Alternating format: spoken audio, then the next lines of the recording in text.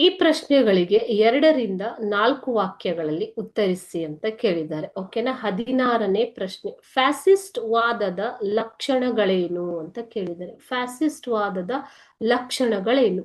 Fascist April 2017-19 ಕೇಳಿರುವಂತಹ ಪ್ರಶ್ನೆ ಇದು.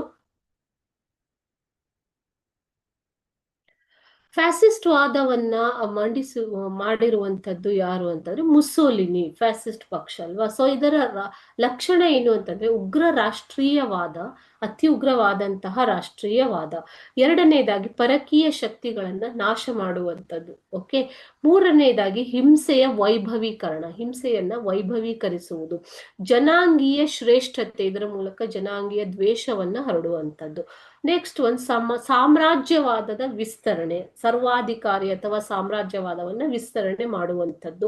ಕೊನೆಯದಾಗಿ ನರಮೇಧಗಳಿಗೆ ಬೆಂಬಲ ನೀಡುವಂಥದ್ದು. ಇದು ಫ್ಯಾಸಿಸ್ಟ್ ವಾದದ ಲಕ್ಷಣಗಳು.